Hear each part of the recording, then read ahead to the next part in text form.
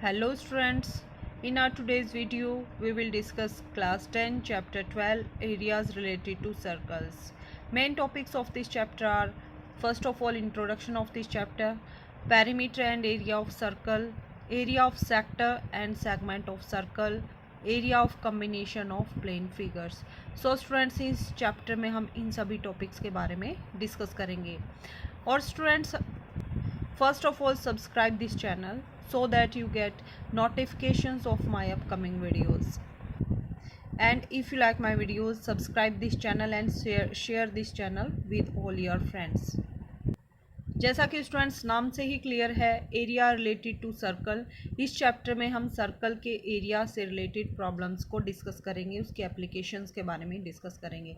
But area circle से related हम perimeter को भी यहाँ पे कवर करेंगे। After that area of sector and segment of circle and area of combination of plane figures, इन सभी टॉपिक्स को हम यहाँ कवर करेंगे। First of all let's discuss definition of circle. Circle क्या होता है स्टूडेंट्स? सर्कल के बारे में हम डिटेल में चैप्टर नंबर 9 में भी ऑलरेडी डिस्कस कर चुके हैं। You can watch that video on my channels playlist for better understanding. So circle क्या है students? Circle is collection of all points in a plane which are at equidistance from a fixed point in the plane. तो circle क्या है students? ऐसे points का collection है जो एक फिक्स पॉइंट से इक्वल डिस्टेंस पे है। मान लीजिए स्टूडेंट्स मेरे पास एक पॉइंट है, मैं कहीं पर भी कुछ पॉइंट्स लेती हूँ, तो इन पॉइंट्स का डिस्टेंस इस पॉइंट से ऑलवेज़ क्या रहेगा? इक्वल रहेगा, फिक्स रहेगा। जो बाउंड्री पर पॉइंट्स आएंगे उन सभी का डिस्टेंस क्या रहेगा? ऑलवेज़ इक्वल रहेगा। इस टाइप से हमें इनफाइनाइट नंबर ऑफ पॉइंट्स मिलेंगे। इनफाइनाइट नंबर ऑफ पॉइंट्स को ज्वाइन करके हमें एक सर्कल मिलेगा। जैसे हमने यहाँ कोई पॉइंट लिया तो distance from this fix point ये सेम नहीं रहेगा, इससे ज़्यादा हो जाएगा। सो इस पॉइंट को हम यहाँ पे कंसिडर नहीं करेंगे। सिर्फ कौन से पॉइंट कंसिडर होंगे? जिनका डिस्टेंस इस फिक्स पॉइंट से सेम रहेगा, इक्वल डिस्टेंस पे होगा। और जितना डिस्टेंस हम लेते हैं that is known as radius of the circle and fix point is known as centre of the circle. Next definition is circumference of circle. Circumference क्या होती है स्टूडेंट्स? सर्कल की बाउंड्री की जो लेंथ होती है, ओनली बाउंड्री की बात करते हैं हम, अंदर का स्पेस नहीं लेते हैं। चारों तरफ जितना डिस्टेंस हम कवर करते हैं सर्कल के that is one time revolution करके हम जितना डिस्टेंस कवर करते हैं। जैसे यहाँ से हमने चलना स्टार्ट किया और कंप्लीट यहाँ पर चलते हुए इसकी बाउंड्री के ऊपर यहीं पर आकर रुक गए, तो वन रिवॉल्यूशन जब हमने इसकी बाउंड्री के चारों तरफ कवर कर लिया that is known as circumference of circle. So what is circumference of circle? Length of complete circle, that is known as circumference of circle. Next is perimeter. Perimeter of circle क्या होता है students? Sorry, diameter of circle क्या होता है students? Code passing through centre of the circle.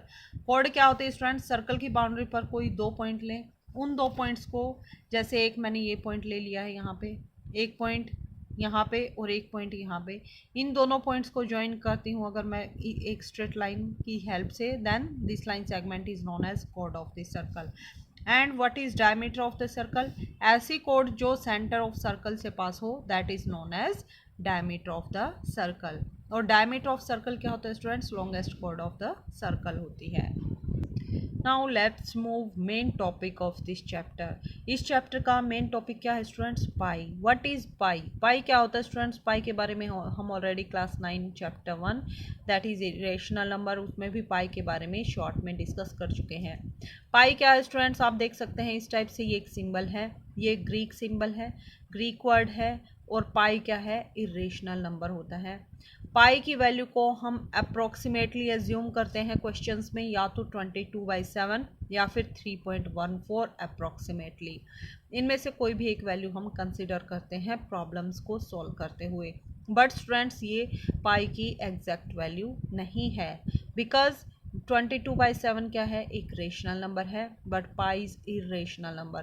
3.14 also rational number. Why? Because decimal expansion is terminating. But pi की जो decimal expansion होती है वो नॉन रिपीटिंग, नॉन टर्मिनेटिंग होती है। तो पाई की एग्जैक्ट वैल्यू कितनी होती है? पाई की एग्जैक्ट वैल्यू कितनी होती है स्टूडेंट्स? 3.1415926535897932 इस टाइप से सोन इनडेफिनेटली चलते जाएंगे तो हमें पाई की वैल्यू मिलेगी। मीन्स पाई की वैल्यू नॉन टर्मिनेटिंग है और नॉन रिपीटिंग है, that's why pi is a irrational number. अब क्वेश्चन अराइज होता है कि हमें पाई वर्ड कहाँ से मिला, ये सिंबल हमें कहाँ से मिला। तो देखिए स्टूडेंट्स, पाई हमें कहाँ से मिला, इसका आंसर सर्कल में ही छुपा है। जब हम सरकमफ्रेंस ऑफ सर्कल को डायमीटर से डिवाइड करते हैं, इन दोनों का रेशियो किसके इक्वल होता है, पाई के इक्वल होता है। कैसे, मेन सरकमफ्रेंस ऑफ सर्कल और डायमीटर का ratio that equal to pi. Pi is ratio of circumference of circle and diameter of circle. Circle में बी ऑफ एनी साइज, चाहे आपके पास स्मॉल सर्कल हो या लार्ज सर्कल हो, किसी भी टाइप का सर्कल हो, जब हम सर्कल की सरकमफ्रेंस को डायमीटर से डिवाइड करते हैं तो हमें पाई की वैल्यू मिलती है। सरकमफ्रेंस ऑफ सर्कल किसके इक्वल होती है students, pi into diameter. Circumference of circle equal diameter को राइट साइड में शिफ्ट करेंगे तो pi into diameter. Pi into diameter किसके इक्वल होता है, 2 टाइम्स रेडियस के इक्वल होता है। Pi into 2 into R that equal to 2 pi R. So circumference of circle equal to 2 times pi R. Now you can see that circumference of circle किसके equal होती है students, 2 times pi R के equal होती है। Circumference of circle को जब divide करते हैं डायमीटर ऑफ सर्कल से, डायमीटर किसके इक्वल होगा, 2 टाइम्स रेडियस के इक्वल होगा। देन व्हाट वी गेट, 2 से 2 कैंसिल आउट, आर से R cancel out, that equal to pi. So ratio of circumference of circle with diameter of circle that equal to pi. Okay students, हम better understanding के लिए एक और activity देखते हैं। मान लीजिए हमारे पास एक सर्कल है, सर्कल का डायमीटर d है। अगर हम if we cut several pieces of string equal to length of the diameter, we need a little more than 3 of them to cover the circumference of the circle.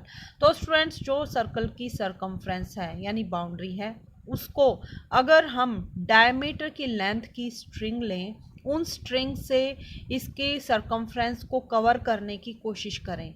जैसे मैंने यहाँ पे लिया है एक स्ट्रिंग, डायमीटर की लेंथ की एक स्ट्रिंग, 2 स्ट्रिंग, 3 स्ट्रिंग और थोड़ी सी और स्ट्रिंग हमें चाहिएगी, 4th स्ट्रिंग है। तो फर्स्ट स्ट्रिंग मान लीजिए येलो है, सेकंड स्ट्रिंग ब्लू है, थर्ड स्ट्रिंग ऑरेंज है, 4th स्ट्रिंग तो 3 जो स्ट्रिंग होगी जिनकी लेंथ डायमीटर के इक्वल होगी, वो कंप्लीट इस सर्कल की बाउंड्री को कवर नहीं कर पाएंगी। हमें थोड़ी और स्ट्रिंग की रिक्वायरमेंट होगी। ये स्ट्रिंग मान लीजिए स्ट्रिंग नंबर 4 है, तो अगर हम इन तीनों स्ट्रिंग को ऐड करेंगे, 1 2 3, इन तीनों की लेंथ इक्वल है, प्लस ये जो छोटी सी स्ट्रिंग और चाहिए, इसकी लेंथ किसकी इक्वल होगी, 0.14159 something. So that equal to 3 plus 0.14159 that equal to 3.14159। तो ये हमारे पास पाई की वैल्यू होगी। ओके स्टूडेंट्स, मीन्स किसी सर्कल को इसकी बाउंड्री को कवर करने के लिए अगर हम डायमीटर की लेंथ की स्ट्रिंग लें तो 3 स्ट्रिंग हमें कंप्लीट चाहिए और एक स्मॉल लेंथ की स्ट्रिंग और चाहिए। 3 स्ट्रिंग कंप्लीट वो किसके इक्वल होंगी, 3 के इक्वल, और जो स्मॉल लेंथ की स्ट्रिंग होगी that will be equal to 1.14159। इस टाइप से इरेशनल नंबर होगा। दैट्स वाई जब हम सरकमफ्रेंस ऑफ सर्कल को डिवाइड करते हैं, उसको बांटते हैं डायमीटर की लेंथ में, तो हमें 3 स्ट्रिंग कंप्लीट मिलती है और एक स्मॉल स्ट्रिंग मिलती है जिनकी टोटल लेंथ 3.14159 समथिंग के इक्वल होती है, दैट इक्वल टू पाई। और इसी वैल्यू को हमने पाई के इक्वल कंसिडर किया है। पाई का यूज़ हम एरिया ऑफ सर्कल में भी यूज़ करते हैं। एरिया ऑफ सर्कल किसके इक्वल होता है स्टूडेंट्स, पाई आर स्क्वायर के इक्वल होता है। ये फॉर्मूला कहाँ से आया है इसके बारे में भी हम डिस्कस कर रहे हैं। मान लीजिए स्टूडेंट्स, हमारे पास एक सर्कल है जिसके रेडियस आर है। अगर हम उस सर्कल को स्मॉल सेक्टर्स में डिवाइड करते हैं, इक्वल पार्ट्स में डिवाइड करेंगे, तो क्या होगा, हमने पहले थोड़े से लार्ज पार्ट्स में डिवाइड किया है, फिर हमने और स्मॉलर पार्ट्स में किया है, फिर हम और ज़्यादा स्मॉलर पार्ट्स में डिवाइड करेंगे, और उन पार्ट्स को अगर हम इस टाइप से अरेंज करेंगे कि एक पार्ट की जो लेंथ है ऊपर, एक की नीचे, इस टाइप से अरेंज करेंगे इन सारे पार्ट्स को, जो हमें इस सर्कल की बाउंड्री को कट करने पर मिले हैं, स्मॉल सेक्टर्स में इसको कट करने के बाद मिले हैं, इस टाइप से हम इन सबको अरेंज करेंगे। तो कंप्लीट बाउंड्री की लेंथ कितनी है students, that is circumference of circle that equal to 2 pi R. तो हमने क्या किया, हाफ जो पार्ट्स हैं ऊपर लगाया है, हाफ पार्ट्स को नीचे लगाया है। तो ये टोटल लेंथ कितनी होगी, 2 पाई आर डिवाइडेड बाय 2, 2 से 2 कैंसिल आउट पाई आर, और जो ये लेंथ होगी that equal to R, radius के इक्वल होगी।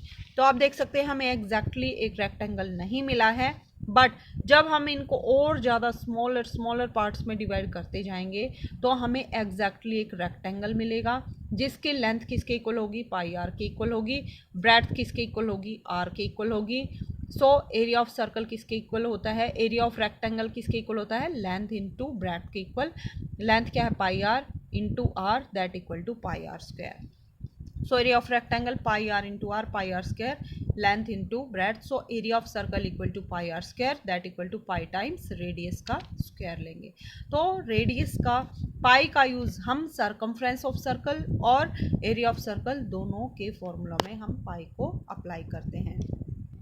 Now our next topic is sector of the circle. The region between arc and two radii joining the center to the end points of the arc.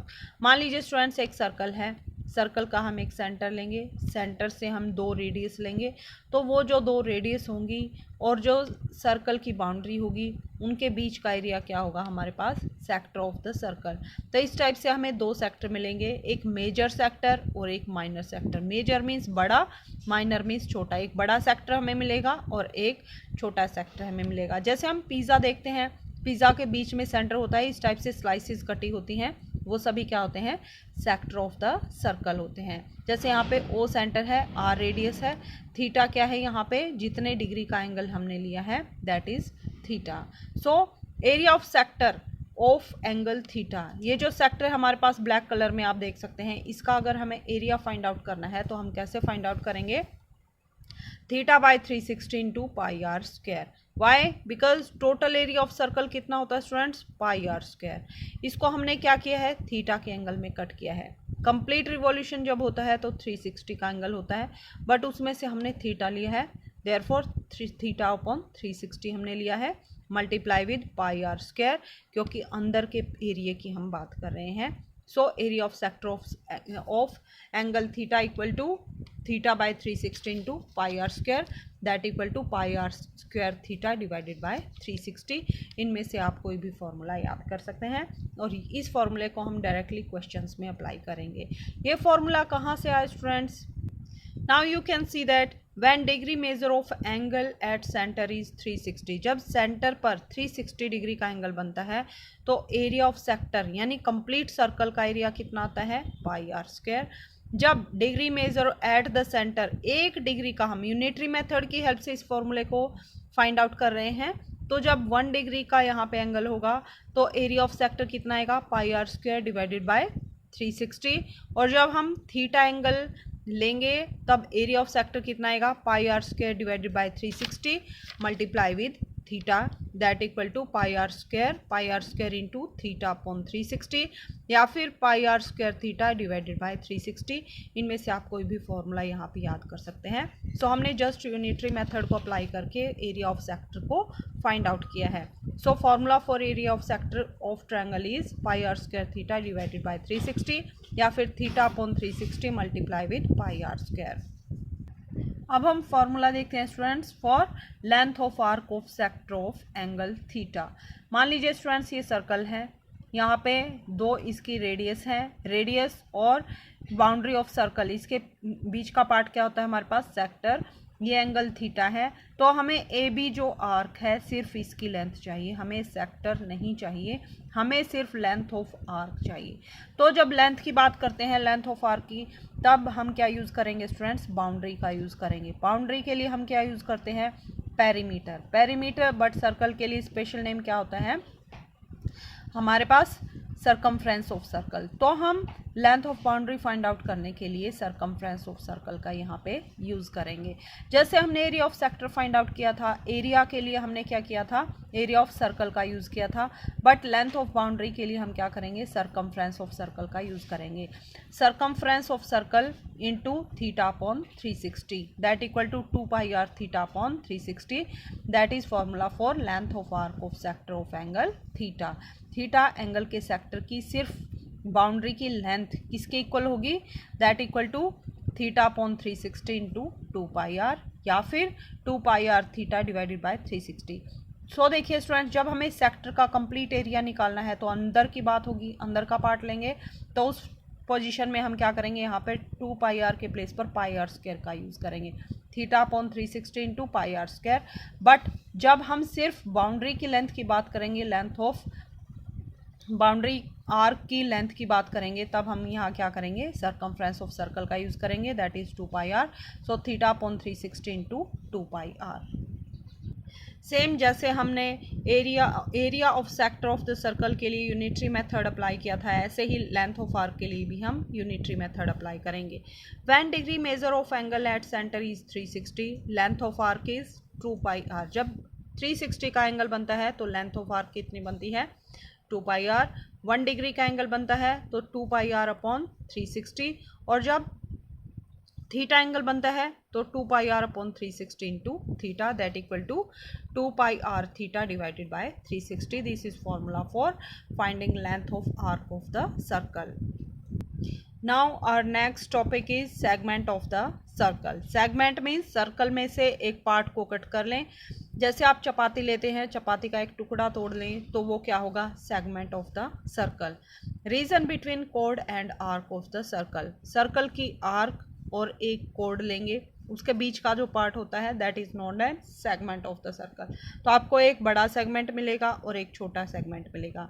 जो बड़ा segment होगा that is known as major segment, जो छोटा part होगा that is known as minor segment of the circle. Okay students, so जब हमें segment of the circle का area निकालना हो तो हम कैसे फाइंड आउट करेंगे।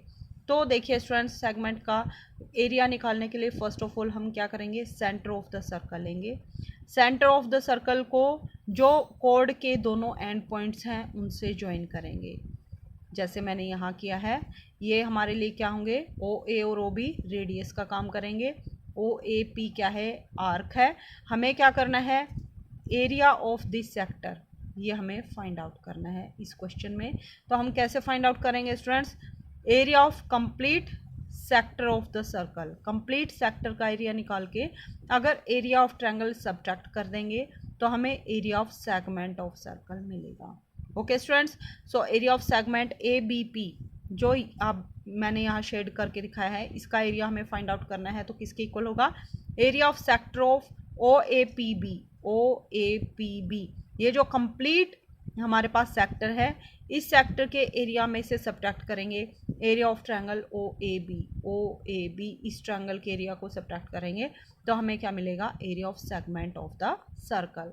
सो एरिया ऑफ सेक्टर किसके इक्वल होता है students, theta upon 360 into πr² minus area of triangle OAB।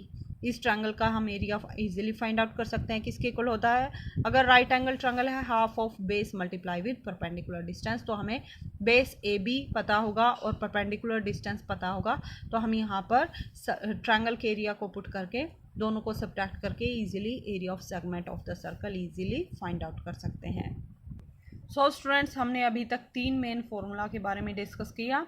First is area of sector of the circle of angle theta. Area of sector किसके इक्वल होगा, theta upon 360 into πr²। जब भी area आएगा तो area के लिए हम area of circle का यूज़ करेंगे, that is πr² into theta upon 360। और नेक्स्ट फॉर्मूला है लेंथ ऑफ आर्क। आर्क की लेंथ के लिए क्या फॉर्मूला रहेगा, जब भी लेंथ ऑफ आर्क का यूज़ होगा तो हम पेरीमीटर का यूज़ करेंगे, यानी सर्कमफ्रेंस ऑफ सर्कल का, that is 2πr into theta upon 360। तो एरिया के लिए हम एरिया ऑफ सेक्टर के लिए πr² थीटा अपॉन 360 और area of length of arc that equal to 2πr theta divided by 360। इस फॉर्मूले का हम डायरेक्टली यूज़ करेंगे। And how to find out area of segment of circle. Area of segment of circle के लिए क्या formula रहेगा, area of sector minus area of triangle. Area of sector क्या होता है, πr² theta divided by 360 minus area of triangle OAB, या फिर theta upon 360 into πr² minus area of triangle OAB। Okay students, so ये 3 हमारे main फॉर्मूले हैं जिनको हम डायरेक्टली एक्सरसाइज में यूज़ करेंगे। सो स्टूडेंट्स, इसके साथ ही हमारा इंट्रोडक्शन पार्ट कंप्लीट होता है। अपकमिंग वीडियो में हम